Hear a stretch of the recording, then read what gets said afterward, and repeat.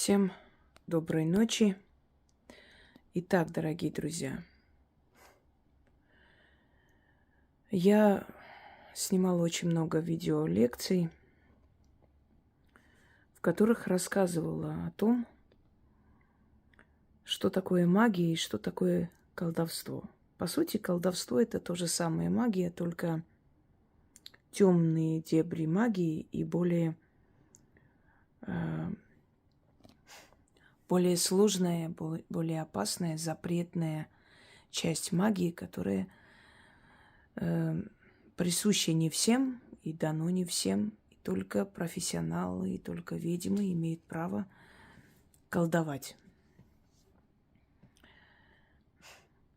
У меня огромное количество атрибутов, и я постепенно знакомила вас с ними, объясняя, для чего все эти атрибуты, каждый из этих атрибутов, что несет с собой, и почему он есть у ведьмы должен быть. Но если я решу в один день рассказывать об этом, у меня времени не хватит, у меня даже несколько месяцев не хватит, чтобы, не переставая, говорить и рассказывать об атрибутах, о всех направлениях моей работы. И я решила открыть еще одну рубрику «Колдовство». Я постепенно буду вас знакомить с моими работами. Это дополнение к тем лекциям, к тем рассказам, которые уже имели место быть, потому что, я очень много уже говорила и очень много рассказывала. Это не означает, что я просто с нуля буду начинать. Многое, о чем я скажу вам, уже, может быть, и было рассказано, но будет дополнение. Сегодня с вами поговорим об определенных, об определенных атрибутах. Как я этим всем пользуюсь, почему это все нужно, почему человек, занимающийся магией, обязательно собирает у себя эту коллекцию различных вспомогательных орудий для работы. И, понимаете, очень много сейчас появилось каналов. Они у меня берут тему, немножко переделывают и выдают за свои знания. И где-то еще берут. Но, по сути, это иногда так созданы средненько, ни о чем канал. Иногда очень даже интересный, красивый, как маленький фильм, ролик. Но помимо этих рассказов и помимо теорий, которые они выдают, взяв оттуда, отсюда, кто-то грамотно, кто-то так себе как-нибудь. В любом случае, помимо всего этого, мы не видим практики. То есть мы не видим действительно работы ведьм. Мы не видим всего того, что составляет жизнь ведьмы. Это все равно как хирург без своих атрибутов, хирургических инструментов, да, без кабинета, без ничего. Да, у него есть знания, но если у него нету хирургического ножа, который как-то называется, ланцет или пинцет, сейчас не помню, или различные другие приспособления, он навряд ли может провести операцию, согласны? Даже если он очень гениальный врач и все понимает.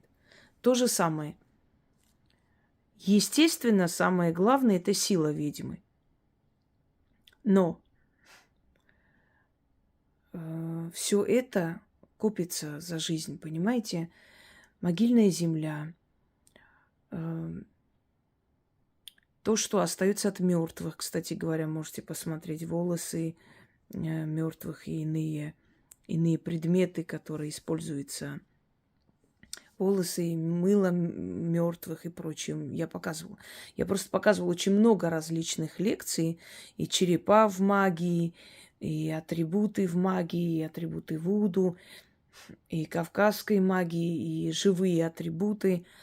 Потом у нас малые крепостные, ну, огромное количество лекций, которые очень, очень полезны и очень нужны, и нужно знать. Сегодня даже мне скинули лекции касаемо мертвого мира. Может быть, потом под роликом добавлю, у меня не было времени. Но, невзирая на все это, магия – это такой океан информации, знаний, что сколько бы я ни показывала, ни говорила, все равно останется огромное количество нераскрытых тем. Итак, давайте сегодня начнем. Я начну, пожалуй, покажу вам немного. Да, у меня и лекции, есть старинные книги мои, которые со всего мира мне отправляли и отправляют. Они различные. Где-то магия, где-то философия, где-то есть книги предсказания вплоть до 1918 года, по-моему. Нет, не 18-го, извиняюсь. Да, 1918-го, точно правильно сказал. И там сказано и про революцию, и про то, что будет. Да, еще есть книга, где сказано и о Второй мировой войне. Кстати говоря, и написано 200 лет назад. Огромное количество информации, которые отправляются мне по моей просьбе с музеев, скрынят, там фотографируют старинные такие тексты, где касаемо магии, книги теней, ведьм прошлого века, позапрошлого века, редкие книги, которые уже не издаются, они издавались где-то 100 лет назад, 60 лет назад и так далее. И я, конечно, благодарна людям, потому что, как говорил дедушка Ленин, учиться, учиться и учиться. Мы всю жизнь учимся, и каждый человек до конца своей жизни учится, узнает, познает. Есть вещи, которые я могу удивиться, потому что я не слышала об этом. И благодарна, что мне об этом сказали, понимаете?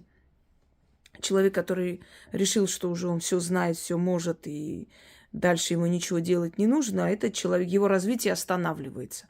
Другое дело, что эти бесконечные обучения у каких-то там учителей, у каких-то наставников, это, конечно, смешно звучит, потому что к 40 годам ты уже состоявшийся мастер, и ты сама можешь знать и найти информацию, если что-то не знаешь, дополнить свои знания. Тебе никакие наставники не нужны. Это уже смешно. Наставничество – это когда в юности бывает. Не специально эти люди тебя учат, а встречаются на твоем пути, если тебе дано, если ты человек силы. Кто-то оставляет книги теней тебе, кто-то оставляет свои атрибуты, кто-то советует, что можно делать, кто-то учит чему-то, помогаешь в работе, да, с этим человеком и учишься, заодно понимаешь, что и как надо делать. По-разному. Кто-то учит язык трав, кто-то учит язык животных. Не в том смысле, в котором там беседу, разговоры ведем с животным миром, а понимаешь телепатически их мысли, они тебе помогают. Кто-то объясняет, как лес помогает человеку, как он дает энергию, как общаться с лесными духами. Кто-то объясняет, как входить в контакт с мертвыми, а многое тебе приходит подсознательно. Но это все происходит в течение, некоторого времени, пока тебе, там, скажем, 18, 20, 25 лет. А потом ты начинаешь дальше сама развиваться, сама идти вперед, усиливаться, делаешь работу, помогаешь людям, да, проб и ошибок методом. И в какой-то момент ты понимаешь, что все твои работы просто получаются. И это означает, что ты уже зрелый мастер. Итак, начнем. В этом мире все начинается с знаний. Знаний мы получаем по-разному. Мы получаем знания из книг, мы получаем знания от своих предков, мы получаем знания от своих учителей. Мы получаем знания подсознательно путем своего опыта жизненного и много другое. Поэтому я всегда любила и всегда коллекционирую и старинные книги, редкие книги. потому как кругозор расширяет только книга. Можно посмотреть огромное количество фильмов интересных, документальных, художественных, но как книга расширяет твой кругозор, не способен расширить никакой фильм, никакая кинематография. Потому что с книгой ты остаешься один на один. Ты читаешь, размышляешь и пропускаешь сквозь свое сознание. Это не вся коллекция книг. Остальное у меня внизу, в нижнем этаже. Это нужно идти, все это открывать. Я пока показываю ту часть, которая здесь находится. Здесь есть очень редкие вещи. Здесь есть и на арабском, и касаемо японской магии. Здесь есть и на армянском языке вот эта книга, которая мне подарена, оставлена бабушкой. В семье посовещались они с отцом и решили мне отправить эту книгу. Здесь не вся книга, некая часть куда-то делась, не вся книга, но в этой книге есть предсказания. Этой книге 200 лет с чем-то почти. В этой книге есть предсказания, которые сбылись. Смотрите, какая старая, она все реставрировано, так вот, можно сказать, еле дышит. И там есть, ну, то есть еще пока старорусский алфавит определенными буквами, которые мы уже не используем давно. И там просто рассказано о Великой Отечественной войне, ну, то есть сказано о Второй войне мировой. И о Первой, и о Второй, естественно, и о революции сказано. И сказано там, что будет некое такое чудовище, которое будет сгонять людей в закрытые пространства и мучить их. Представляете, вот это про концлагеря. К сожалению, вообще неизвестно автор этой книги, поскольку половины книги нет, и начало, и конец книги. Только по этим предсказаниям я примерно поняла, сколько лет назад могла быть издана эта книга. Потому что там написано последние предсказания, это у нас до 25-го, что ли, года. Есть там и про геноцид армян, и то есть очень много чего. Так, собственно говоря, пойдем далее. Итак, начнем. Вот, пожалуй, наверное, так буду держать, чтобы было удобнее вам рассказывать. Это у нас в основном предметы африканской магии, вуду. В африканской магии очень распространено вот эти всякие звенящие, но сделанные, изготовленные из природных материалов. Это в основном сушеные там фрукты, овощи, маленькие такие дыни, в которые помещаются шарики, и они, значит, так звенят. В африканской магии очень большое значение придается звуку. Звук обладает, естественно, вибрацией, энергией, и таким образом призываются определенные духи или изгоняются определенные духи.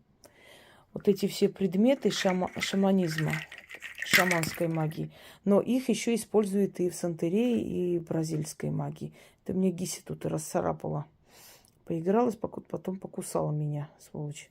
Поэтому у меня вот эти вот болячки. Так. Метла. Метла в магии. Об этом у нас целая была лекция. Метла издревле считалась предметом не просто изгоняющий, очищающий пространство, еще изгоняющий отрицательную энергию из дома. Метлу ставили крест-накрест с лопатой или серпом, если куда-то уходили. Считалось, что они не допустят в дом непрошенных гостей, воров или каких-то нечистых духов. Далее. Метлой, как правило, очищается, снимается болезнь, порча. Это надо уметь, это не у всех получается, и не всем нужно рисковать и работать с метлой, поскольку они могут просто смести на себя это все. Понимаете, это так кажется на первый взгляд легко и просто, тут ничего сложного нет, а на самом деле это очень опасные манипуляции, которые незнающий человек может себе навредить. Череп волка. Как правило, это должен быть череп молодого волка или волчицы. Чаще всего волчицы. Я думаю, что это тоже волчица. Мне дарили череп волчицы, шаманский череп волчицы. Этой волчице, наверное, больше уже 40 лет. И я хочу вам сказать, что это была настолько сильная живая энергия, что с появлением этой волчицы у меня было ощущение, как весь дом ходит ходуном. Она вначале не хотела у меня оставаться, я это чувствовала. Она мне, можно сказать, наказывала. А потом мы с ней подружились. Сейчас кто-нибудь решит, что это непонятно вообще, что значит подружились. Это череп, это мертвая часть животного. Но давайте вот в каждой лекции я постепенно буду вам раскрывать. Хотя у меня есть лекция «Живые атрибуты магии», еще есть некромагия. И вот некромагия, это как раз относится к некромагии. В древние времена, взяв череп живого существа, бывало и череп человека, и такое было когда-то. Но это был человек, который либо был убит на поле брани, и он жаждал мести, тогда его душу отправляли куда-то за какими-то заданиями. Это долго рассказывать, это уже рассказано, черепа в магии, откройте, посмотрите, но пару слов скажу. Вместе с черепом приходит и некая энергия, некая часть энергии этого живого создания. А иногда и душа прилепляется и остается служить тому человеку, которому принадлежит череп. В черепе, как правило, череп – это вместилище души, считалось, что душа находится в черепе, в голове. Это так считали северные, то есть северная традиция была полностью об этом. Восточная традиция считалась, что душа находится в печени человека. Печень называется чикяр. Это древнеперсидское, точнее, до этого парфянское слово. Вот чигяр, те, которые родились на Востоке, знают, как друг друга так называют. Если мы сейчас переведем дословно «печень моя», это будет звучать смешно. А на самом деле, если так перевести не дословно и не прямой перевод, это душенька, душа моя, печень. Вот ты у меня в печенках сидишь, да, это над душой сидишь, вот мешаешь мне жить. Это тоже пришло оттуда. Так что черепа живых существ, птиц, рептилий, вот это череп крокодила. Поскольку в Африке крокодил считался священным животным, поэтому череп крокодила у шамана это вот часть его работы, часть его атрибутики, это было как бы неотъемлемой частью. Крокодил – это воинствующая душа. И, знаете, я вам хочу сказать, что через черепа зверей, животных, рептилий шаманы могли наводить на целое селение, просто отправить, приказать напасть на целое селение своих врагов, крокодилов, натравить. И это вполне реальная история. Я вам рассказывала, еще раз расскажу, когда гиппопотамы все время приходили в село и убивали людей, топтали их посевы, и привели какого-то шамана, который начал ходить вокруг села. И вдруг он сказал, вот в этом месте закопано нечто. И это нечто тянет их сюда. Помните, мы говорили с вами о предмете посредники.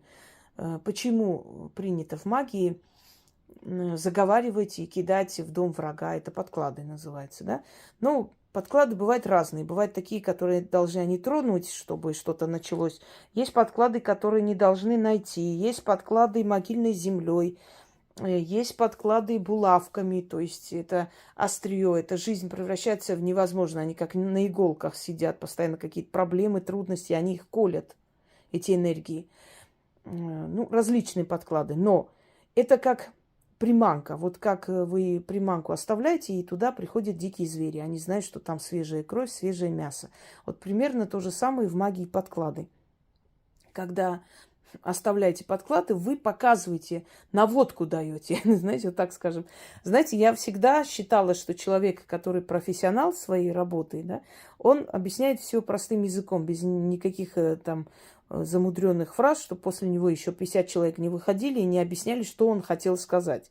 Вот поэтому я вам на простом языке объясняю, почему подклады, что такое подклады, и на самом деле не иголка что-то делает в вашей жизни, и не карты, которые кидают в домах, оставляют, и домовой проигрывает имущество, и не какие-то там мешочки и прочее. Это как дать наводку духом, темным духом, злым духом, потому что среди темных не все злые духи, но темным злым духом показывается, куда надо идти. Это как дорогу им указывает. Ведь духи, сущности потустороннего мира, они видят не как мы с вами. Вот посмотрели, увидели, вот дорога, и идут по дороге. Вот дверь открыли, вышли. Нет.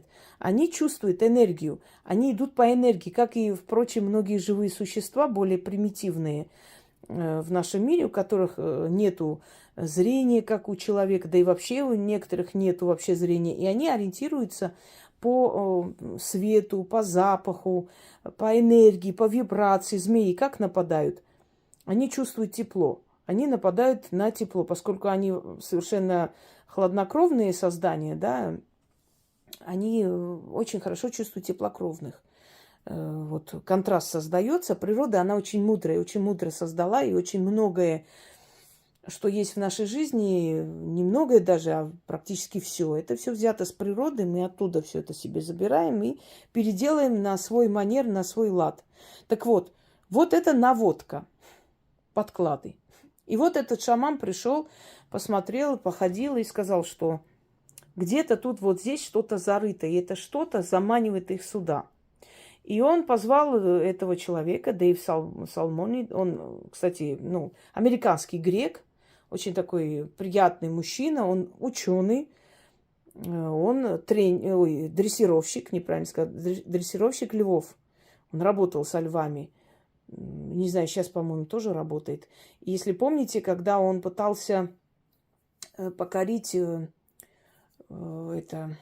диких львов, то есть он пытался с ними найти общий язык, пытался сделать так, чтобы они перестали нападать. То есть он исследует вот там, где есть какие-то конфликты между зверями и людьми, он едет туда, пытается выяснить, почему это происходит, эти нападения, потому что звери просто так не нападают, что-то там случается. И вот он, этот шаман ему говорит, вот я знаю, что ты ученый, что ты не веришь в это все, иди сюда. И вот достань оттуда эту фигуру. И он подошел, он засунул руку там вглубь куда-то под дерево, и там рядом стена, дерево, в общем, все в одном месте. И он испугался, он говорит, вы знаете, вы не поверите, это нечто живое, у него бьется сердце. Я, говорит, никогда бы в жизни не поверил, если бы сам не испытал. Но он еще раз туда, он говорит, не бойся, вытащи, оно ничего не сделает, это не живое, просто поскольку в ней есть душа, дух, вот тебе кажется, что это живое. И он вытаскивает, там маленькая фигура из тряпки, маленькая фигура бегемота, гиппопотама. И говорит, вот понимаешь, вот эта вот фигура, то есть наговоренная, которая туда зарыта, она притягивает этих гиппопотамов к селу. Но он сказал, я, конечно, нейтрализую, они перестанут нападать. Но если вы не хотите, чтобы это повторилось, идите к колдуну, поклонитесь ему, принесите ему дары, извинитесь, вы чем-то его обидели. И действительно они вспомнили, что они как-то грубо с ним обошлись, что-то такое сказали, и он после этого на село насылал, значит, вот гиппопотамов. Вот это и есть предмет-посредник, это и есть замануха, скажем так, притягивающий вот нечто такое. Или страшное, или хорошее. Можно заманить и хорошее, и удачу заманивают, и я вас учила этому, да? Вот я к тому, что все эти живые атрибуты, они заманивают те силы, которые нужно человеку, силы, которые колдует.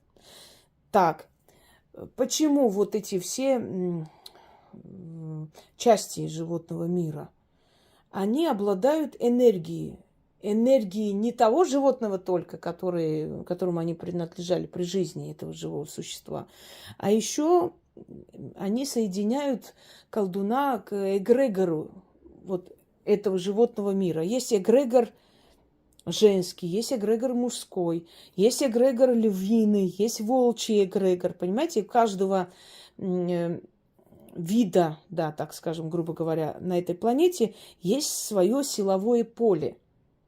И именно поэтому, собирая у себя различные части тела, различные там атрибуты, живые атрибуты, черепа и прочие, змеиные, там вот выползки, сердце волка, сейчас мы об этом поговорим.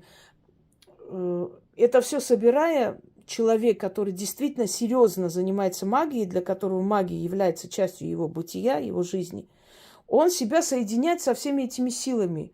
И чем больше он работает с этими силами, чем больше у него различных атрибутов, различных направлений магии, тем он сильнее, тем тяжелее до него там добраться, тем тяжелее с ним справиться, если есть у кого-то такое желание, может быть. Да, много у кого было, ну как-то так не получилось. Да, это рысь. Ирбис еще называют. Это у нас, я так понимаю, что это рысь наша, кавказская рысь. Вот. Или, да, неправильно сказала, извиняюсь. Это рысь, да. Ирбис – это барс. Барс кавказский. И он есть на гербах многих кавказских, не многих, но некоторых древних кавказских этносов. И один из них ироны, это осетины. Если кто не знает, можете посмотреть, да, Алания. Там рысь. Ой, опять рысь сказала. Ирбис. Барс. Снежный барс. Ну, или кавказский барс.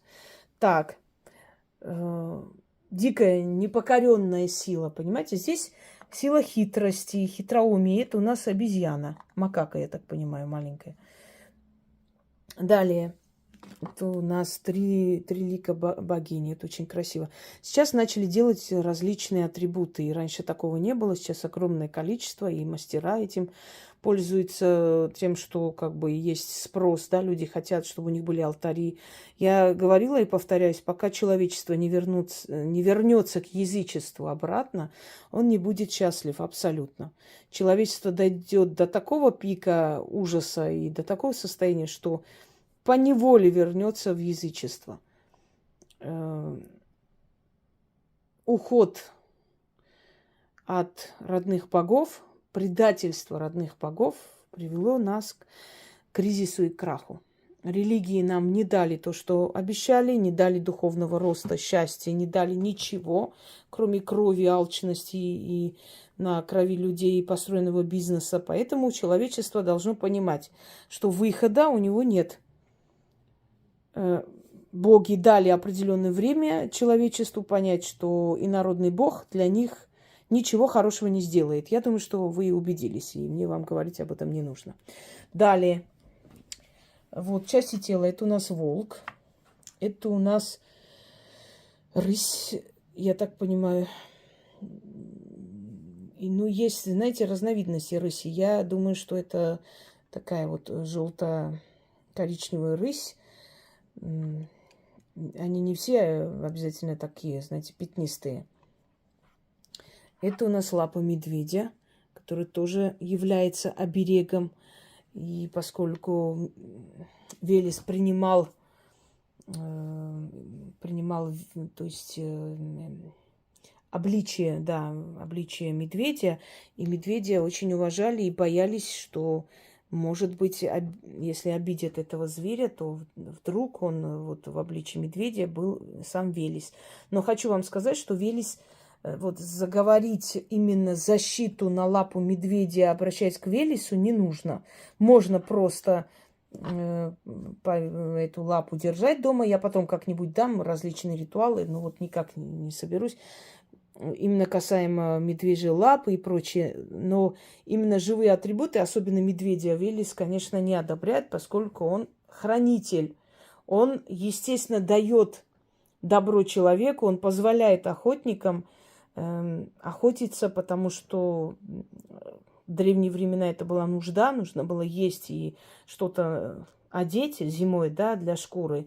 А сейчас это нужно сокращение популяции, но в любом случае нужно иметь совесть и никогда не подвергать мучению живое существо. Вот тем самым Велеса можно разозлить. Ворон, ворон, являющийся, птицей, посредником между живыми и мертвыми. Ворон знает мир мертвых. Ворон обитает, как правило, на кладбище, и поэтому он видит духов. И многие в древности, многие ведьмы и колдуны держали воронов. Не ворон именно тех самых, которые, может, и ворон тоже, но в основном ворон. Именно ворон, благородный ворон, который считался проводником. Почему вот эти фамильяры, каким образом они дают нам какие-то мысли, идеи подсознательно? Они делают это подсознательно, поскольку они являются частью мира духов. Вообще любое живое существо видит мир духов и мир людей. Только от людей мир духов скрыт. Не от всех, конечно. Это у нас черное зеркало из обсидиана. Черное зеркало раскрывает иные миры для тех людей, которые понимают в этом деле. С зеркалами работать обычному человеку без направления. Если вы нашли где-то этот ритуал, ничего не объяснено, и если этот мастер вам не знаком, лучше этим не пользоваться, потому что это очень опасно и очень чревато, поскольку существует зеркальный демон, тот самый зеркальник. Вы знаете, иногда можно вот так долго смотреть на себя в зеркало ночью. Подходишь к зеркалу и долго смотришь на себя в зеркало.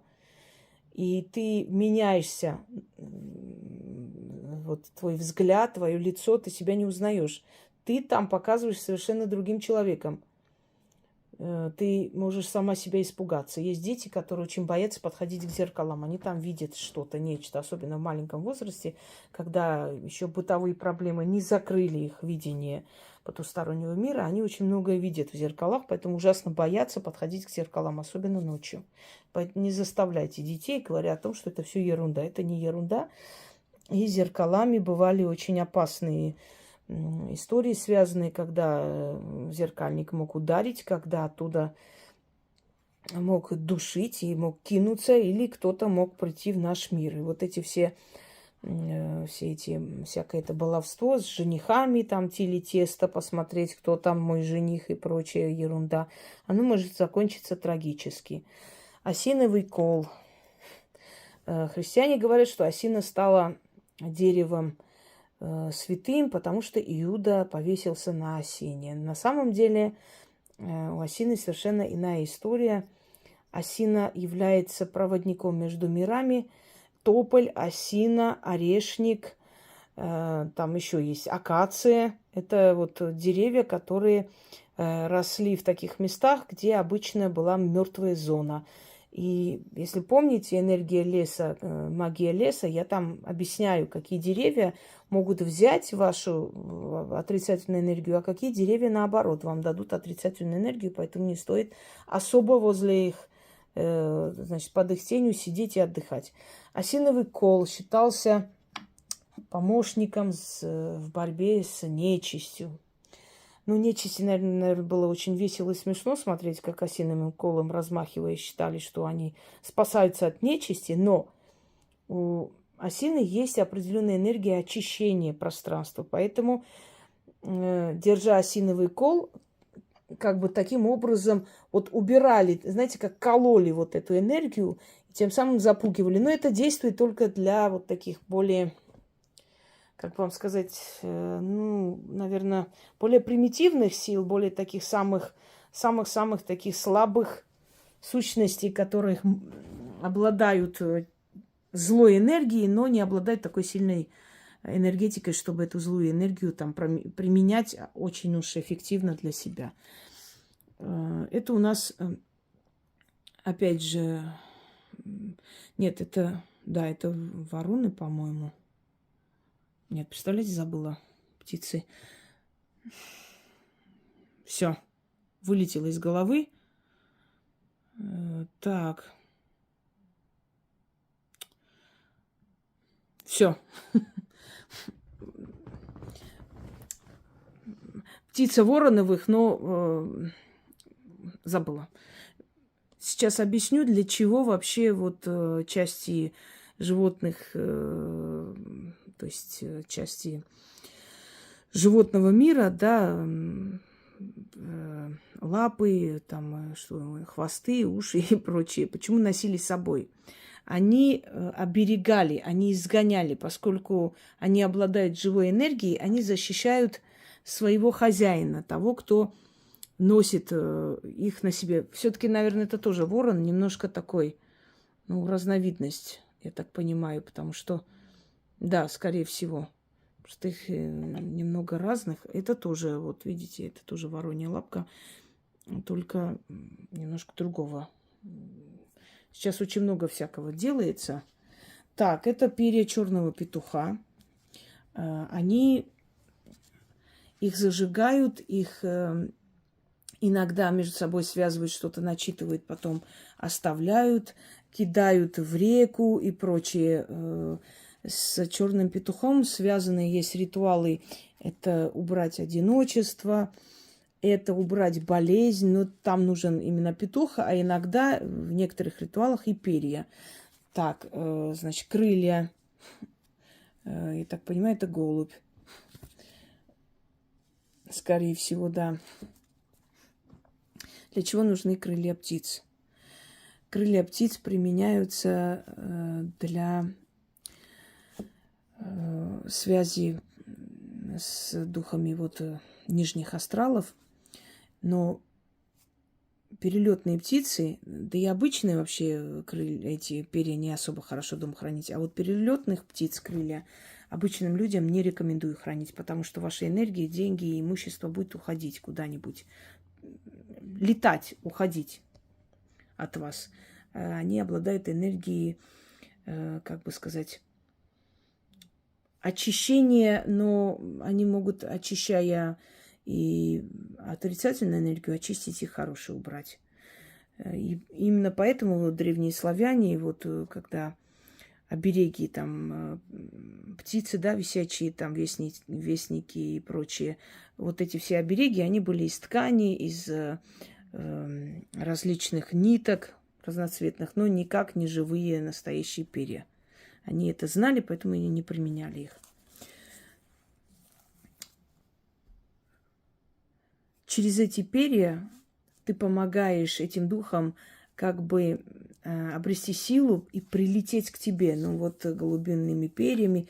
Ну как примерно это делается? Вот держат таким образом и машут этим крылом, как бы через это крыло, через вот эту вот энергию птичьего полета, птичьей силы приходят определенные духи. Ты призываешь их в свой дом и для чего-то. Но это я, знаете как, я составляю или даю ритуалы из своих архивов только те, которые для обычного человека, для человека, который к магии, колдовству, да, к колдовству отношения не имеет. Лучше, чтобы он никогда не трогал их. И вам не рекомендуют дома держать птичьи перья. С ними связано много различных ритуалов, но основное вот именно вот крылья.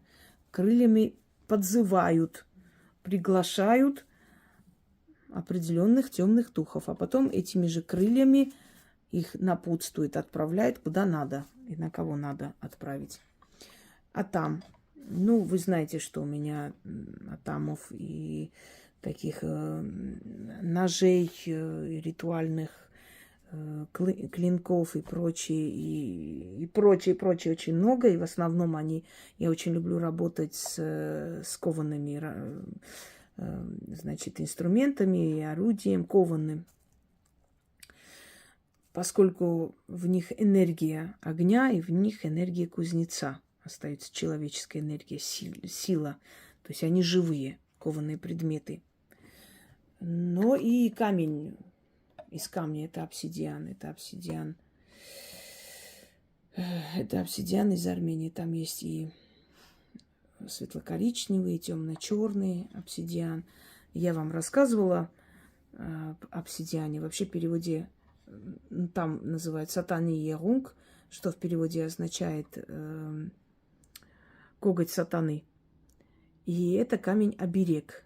Это камень, помогающий видеть вещи и сны. Точно так же, как и дымчатый кварц. Иногда даже сильнее, чем дымчатый кварц. Но вообще обсидиан всегда был оберег. У нас бабушка всегда нам давала обсидиановые бусы, что там зашивала.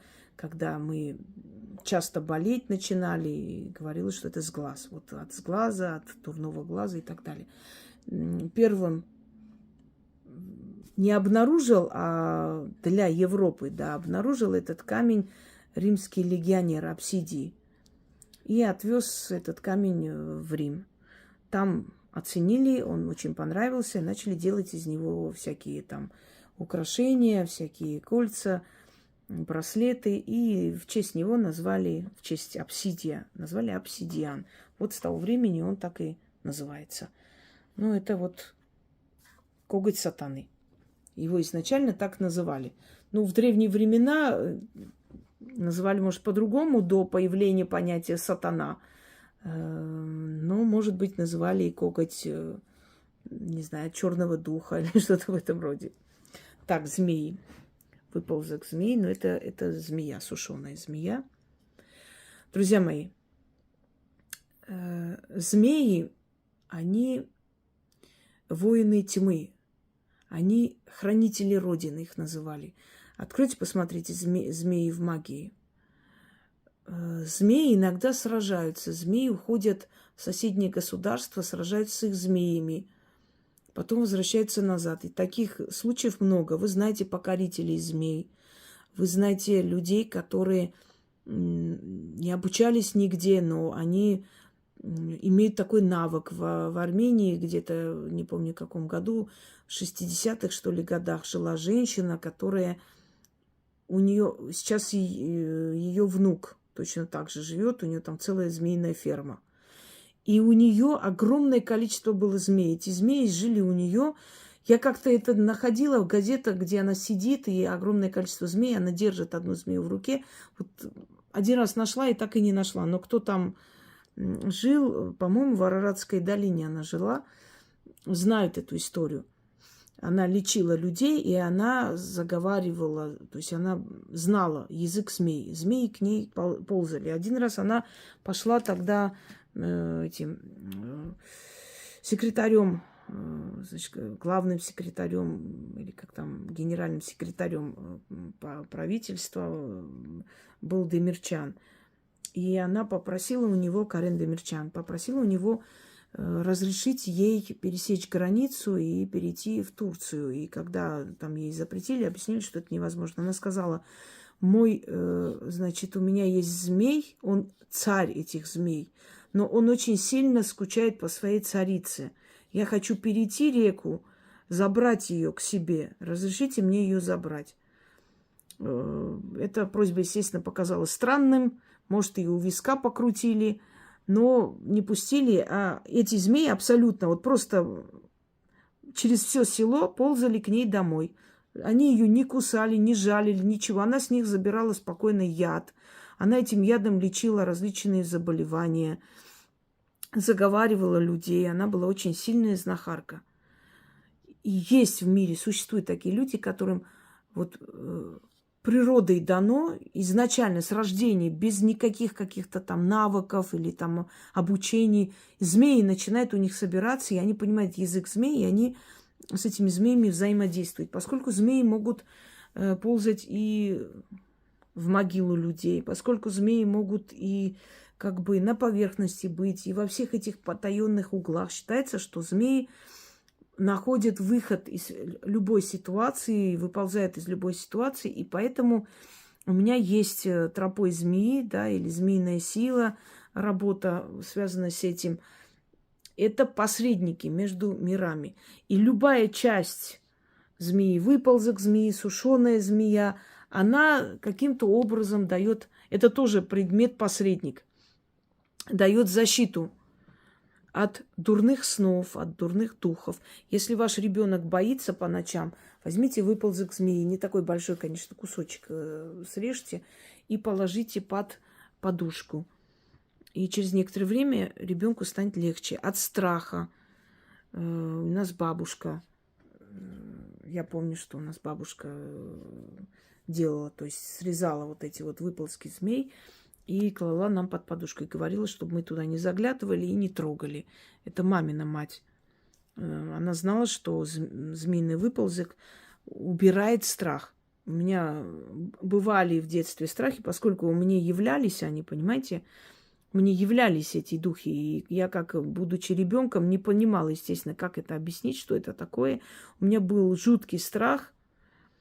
Я помню до сих пор, как моя прабабушка умирала перед глазами. Ну, старая женщина, она уже лежала, уже вот на последнем издыхании. Вот, знаете, вот так вот она начала сильно дышать, и как будто с ног вот по животу вверх до груди вот так поднималось нечто. Словно что-то чужое было внутри нее. Это душа, она уходила, она искала выход. И она так... И все. Последний вот вздох я услышала. Я до сих пор перед глазами. Вот этот момент смерти. Нас, конечно, не пускали, но мы любопытные дети, там из всяких щелей и за дверями стояли и смотрели, что с ней происходит. Ну, она умирала, естественно, уже никакую скорую, ничего. В таких случаях скорую вызывать после, чтобы зафиксировать смерть. И все.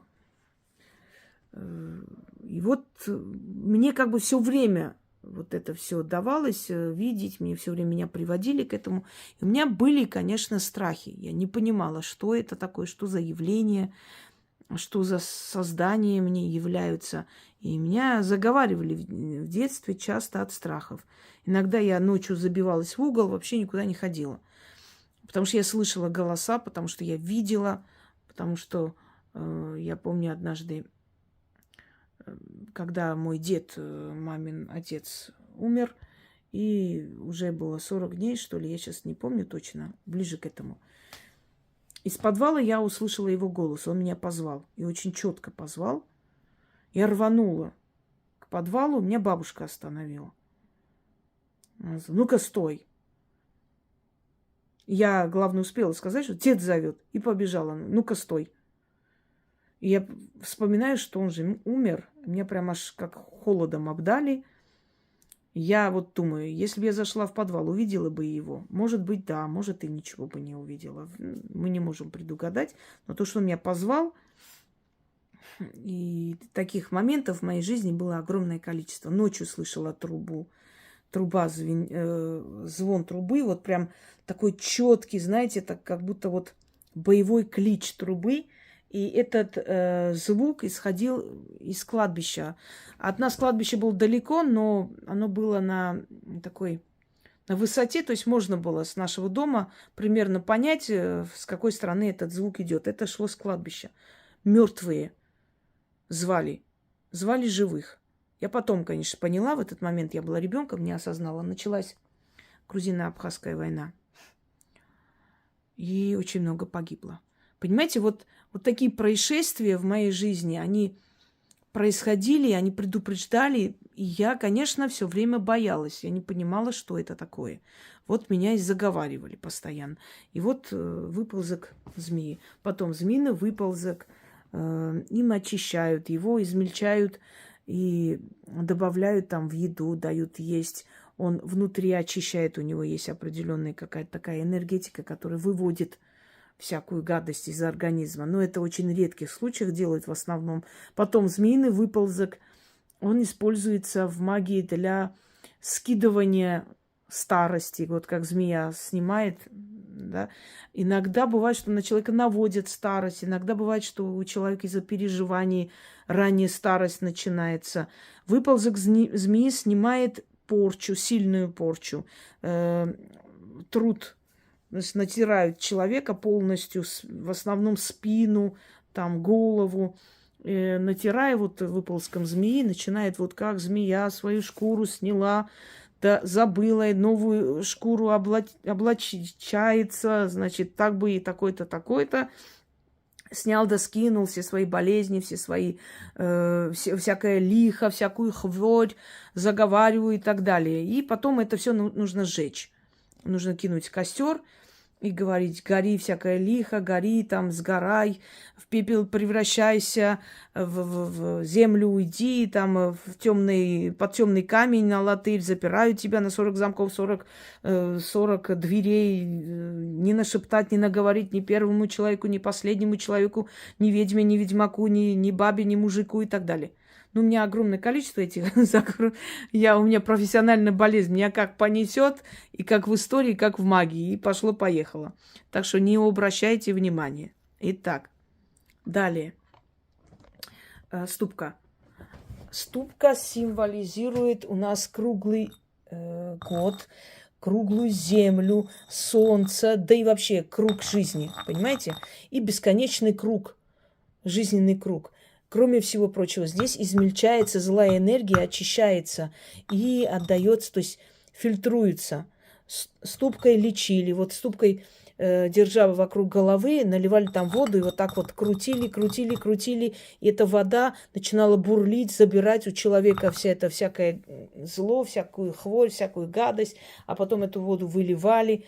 Далее нужно было держать в руке ячмень или горох, или иные культуры, пшеницу, и заговаривает эта пшеница там всякое зло, всякая хворь, всякое наговоренное, кто нашептал, кто сказал, кто на расстане кричал, кто бесов присылал, кто мне там того желал, кто на могиле нашептывал, кто свечу зажигал, кто над пламенем шептал.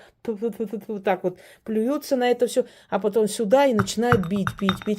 Уйди, изыди, сгинь. Там меня покинь, очищайся, там обновляйся и так далее. И вот это все потом нужно было кинуть в огонь и говорить: огонь, батюшка, съедай, сжирай, забирай с меня всякое наговоренное, всякое сказанное, всякое нашептанное, кто на расстане кричал, кто бесов и чертей ко мне призывал, кто на перекрестке стоял, кто имя мое призывал и так далее. Ну, это вот, и вот так как скороговорка говорится, и очень-очень быстро становится легче. Сейчас все скажут: дайте мне такой ритуал. Да, в ближайшее время. Я не успею столько сделать. Одной жизни не хватит в любом случае, к сожалению, или к счастью. Волчье сердце. У нас в селе жила колдунья, и у нас были охотники, естественно. Один из них двоюродный брат моего отца. И когда волки начали... Очень много волков появлялось, одним словом, подходили к деревне. Ну, их отстреливали. Потому что время было такое страшное, и все эти воины, и все это, знаете, света нет, ничего нет, и зима, и волки. Их отстреливали. Я помню, что она приходила, просила сердце волка. Просила волчьи там другие части тела, у волчицы особенно. Я с тех пор поняла, что волчье сердце что-то там делает. Потом спросила у бабушки, она сказала, что волчье сердце использует для ворожбы, что волчье сердце использует для всяких там, значит, приворотов и так далее. Да, это так. Начитывается на волчье сердце хранится дома, и волчье сердце притягивает то самое сердце, которое тебе нужно в жизни, оно дает тебе нужного мужчину. Но, кроме всего прочего, вообще волк, он сам по себе как мистическое животное, как животное, связанное с духами потустороннего мира, с темными духами, посланник этих сил. Он, кроме всего прочего, волчье сердце просто, когда хранится дома желательно у колдуньи. Простого человека такие атрибуты, это все-таки связь с миром духов, понимаете? Это связь с мертвым миром. Потому что пока какая-то часть живого организма сохранена, его душа привязана к этому месту. И поэтому вот эта волчья энергия дает силу, храбрость, спокойствие человеку. Волчьим сердцем лечат сердечную боль человека. Прикладывают волчье сердце, привязывают чем-то. На ночь человек спит. И за ночь вся эта боль сердечная уходит на волчье сердце. А на утро это волчье сердце хоронят с определенными заговорами. Так проходят боли сердечные. Я одному мальчику это провела, ему было 12 лет, ему сделали операцию, но у него опять вот этот клапан сердечный, что-то там случалось. В общем, никак не боялись, что это повторится. Он родился таким, этот ребенок. Сейчас ему 20 с чем-то лет. Это не очень давно произошло, но это произошло достаточно лет. Уже 8 лет, наверное, прошло. Или сколько? Да, где-то 8 или 9 лет в Москве. Вот они привели мальчика, он из Средней Азии, и у него были такие проблемы. Я попросила отца найти волчье сердце, но найти вот обработанное, то есть вот такое, которое сухое, высохшее, обработанное, чтобы оно не разлагалось и так далее. И потом ему привязали, к сердцу прикладывали, привязали. Я заговорила, они прям так его и отвезли домой. И на следующий день его привезли. Вот, я это сняла и без них отнесла и захоронила. Это рядом с нашим прудом. Там есть место такое, лесочек, красивое место, кстати. И знаете, у него все прошло. Я помню еще один случай, я думаю, что они помнят меня, не буду называть. Они мне подарили очень красивый золотой кулон. Он до сих пор есть такой с этими... Я почему-то подумала, что это гранаты. Я потом разобралась, что это не гранаты, это... Сейчас скажу... Ой, все. Представляете, один из дорогостоящих камней. Сапфиры. Да, сапфиры. Они подарили мне эти сапфиры. Их сын внезапно просто вот непонятное состояние вообще впал. Привезли ко мне парня, очень худого, лысого. Вот знаете, как после онкоболезни, как будто химиотерапию прошел. Очень слабого, с тусклыми глазами, вообще непонятно. И я поняла, что на этого парня кое-что навели. И навели очень страшно. Отомстила девушка.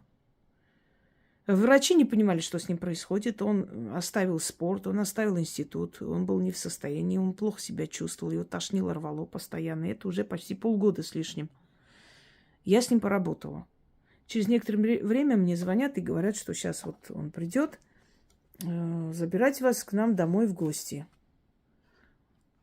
И я как-то не посмела отказать. Думаю, ну ладно. Раз хотят люди, поеду. И приезжает парень. Я выхожу, а я-то ожидала как бы... Я его не видела. Я с ним поработала несколько дней, все. Прошло время. Наверное, недели 2 с чем-то. Нет, чуть больше, может, месяц, да, извиняюсь. Нормальный парень, там, красивые волосы такие, волнистые. Он приехал за мной. Я спрашиваю, я говорю имя того парня, с которым... Я говорю, а он не приедет? Я думала, он будет за рулем. Он говорит, так это я. Я его не узнала, представляете? Я сама не узнала его. Он просто стал живым человеком. Вот это приятно, когда ты видишь результат своих работ и очень сильные перемены в жизни человека, когда человек живет, перестает умирать. Понимаете? У него энергия возвращается в нормальное русло. Вот это я к месту вспомнила.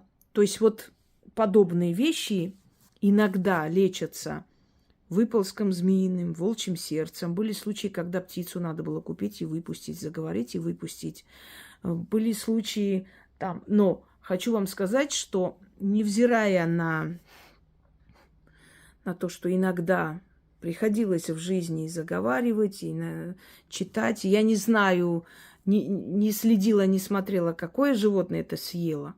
Но когда речь идет о жизни человека, естественно, ты понимаешь, что выхода нет. Но я хочу вам сказать, никогда никакие кровавые жертвоприношения живых существ, для меня это неприемлемо. Для меня неприемлемо ставить череп человека. Нет, такое возможно. Бывали случаи, когда находили эти черепа, то есть воинов.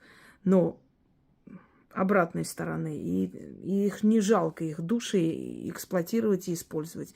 Здесь с собой их нет, но они были. Но я никогда не соглашусь. Знаете, в магии есть, тоже есть и очень зловещая сторона, не темная, зловещая сторона.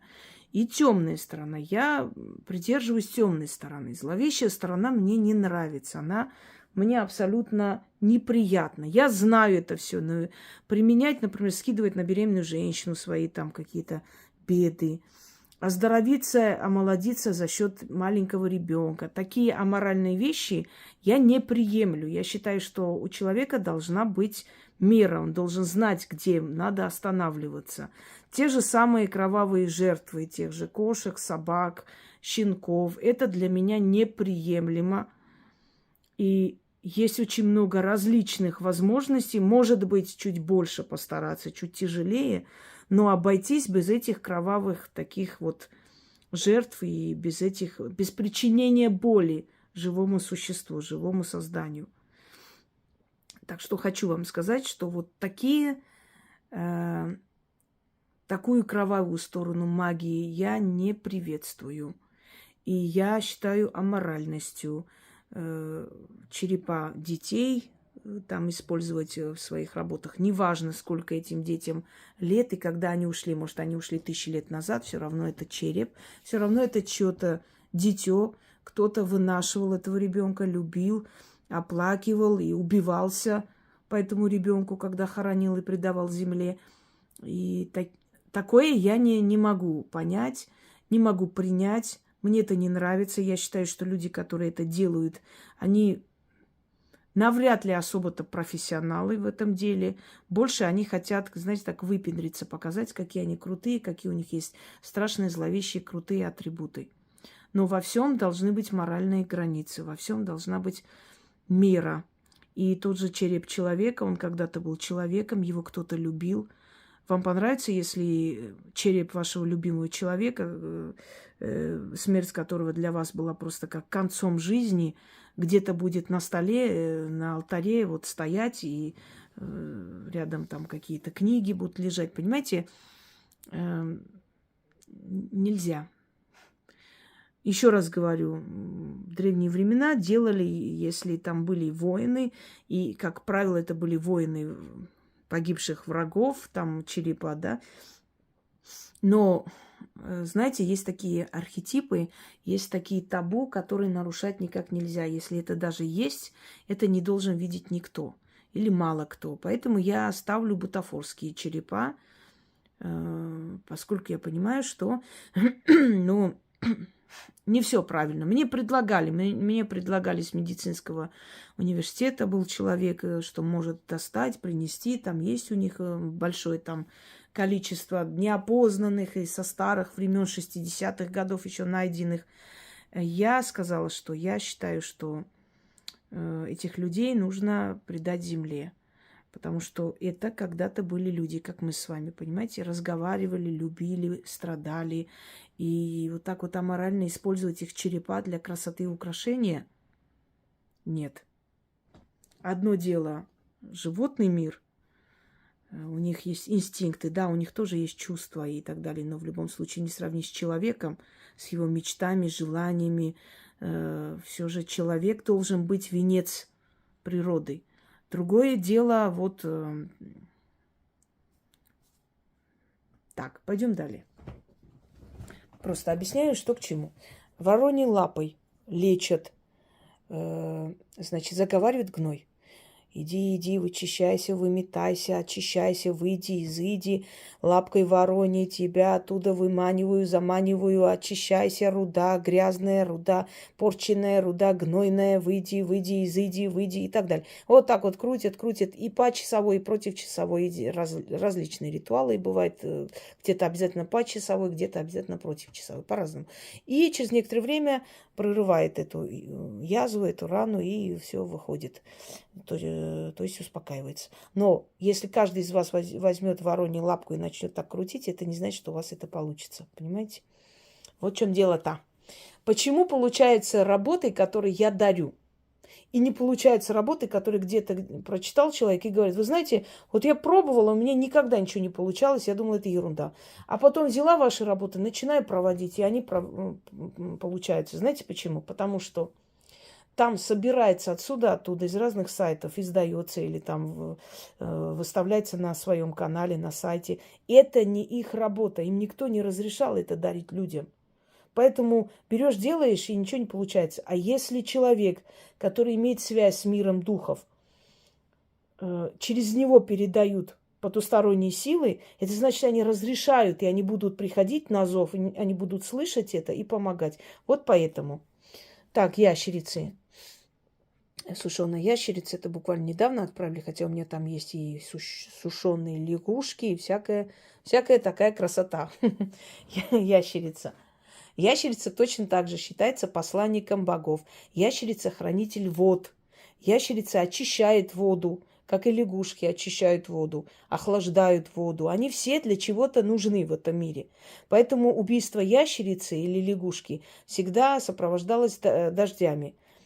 Считалось, что природа злится и оплакивает каждую жизнь. Ящерицу, змею просто так убивать нельзя. Если они на вас не нападают, нельзя, друзья мои, потому что это чревато определенным проклятием.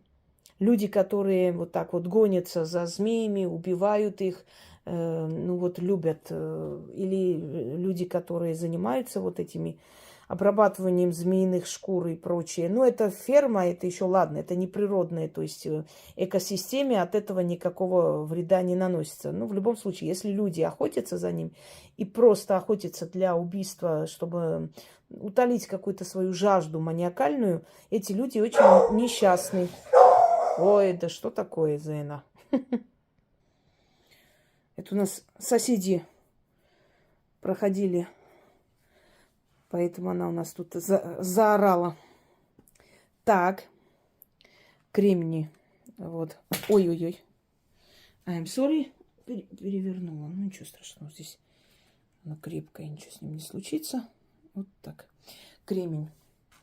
Создающий, естественно, искры и огонь. Я вам рассказывала как-то, что племянник моей бабушки, прабабушки, лечил кремнем. Дело в том, что его мать занималась магией, но когда вышла замуж, муж запретил. Сказал, чтобы никого не было здесь и так далее. Ночью к нему пришел старик седовласый и сказал ему, что ты не должен мешать своей жене. Если ты будешь мешать ей заниматься своим делом, помогать людям, то я тебя накажу.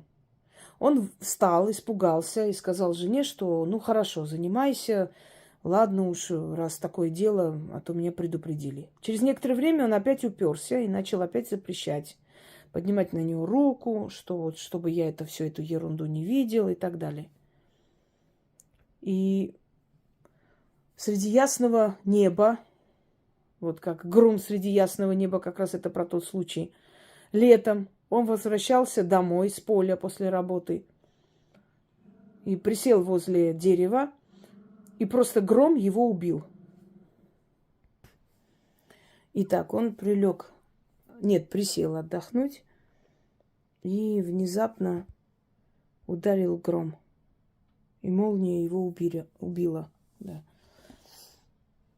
И потом пришел во сне этот старик опять к его сыну и сказал ему: твой отец повел себя неправильно, и потому ушел с этого мира. Ты должен лечить людей. Тот удивился и спросил: как я могу лечить, чем? И он сказал: пойдешь туда, где твоего отца убило. Там есть камни. Возьмешь эти камни, и этими камнями будешь лечить. Вот он пришел в это место и увидел, что там кремний. Он их собрал, и он понял, как камнями начал бить, и оттуда выскакивали искры. А потом он начал приходить во сне и говорить всякие заговоры. Извиняюсь, он их записывал. И начал вот таким образом исцелять и лечить различные болезни. И вот лечение искрами – это очень древний метод. Но просто мало кто им владеет. И, как правило, владеют те, которым внезапно это дали не просто так с воздуха, а у них в роду были люди, которые этим занимались. Но им дали вот это направление и сказали, что им нужно заниматься именно вот этим. Куклы. Куклы используются в различных культурах. Куклы Вуду, мы все знаем, они не только из воска, они могут быть из ниток сотканные. Куклы-матанки, куклы, которые становятся терафимами, вот наши чертенята, да. Такие маленькие куклы я, как правило, использую больше для себя. Иногда бывает, что даю близким людям, заговариваю эту куклу и отдаю. Например, вот такую куклу можно заговорить и положить человеку, то есть отдаешь, он кладет под подушку. И вот с этой куклой определенное время проводит, спит. Может, недели 2, месяц, если головные боли, например. Через некоторое время оттуда вытаскивают эту куклу и сжигает. И на долгое время помогает. Снимает головные боли, снимает плохие мысли, снимает страхи. По-разному. Вот, друзья мои. Сегодня у нас первая часть. Получилась так неплохая, долгая лекция. Касаемо определенных атрибутов и как я с ними работаю. Я, наверное, так и назову видеоролик, да, колдовство, часть 1, часть 2. И в каждой лекции буду постепенно рассказывать как можно больше и больше об этом, обо всем, потому что это все знания. Эти знания, даже если вы много не будете применять, в любом случае они вам пригодятся. Чем больше знаешь, тем меньше шансов у кого-либо тебя там обдурить, обмануть или ввести в заблуждение. Да и вообще для себя знать это все, как это все устроено. Естественно, есть вещи, которые я раскрыть не могу, и до конца я вам объяснить это сказать никак не могу, потому что не все воспринимает человеческий мозг. Точно так же, как, например, врачи, патологоанатомы не могут вам показать, как они раскрывают тело после смерти и что там происходит, потому что есть, уже говорила, архетипы. Есть вещи, которые не поддаются объяснению, их нельзя объяснять, если вы не хотите людей шокировать. Но в общем и целом вы узнаете, что и как происходит. Итак, первая наша лекция с вами подошла к концу, и я думаю, что вы еще что-то для себя узнали, то, о чем не знали, о чем мы с вами еще не успели поговорить. Всем удачи, всех благ.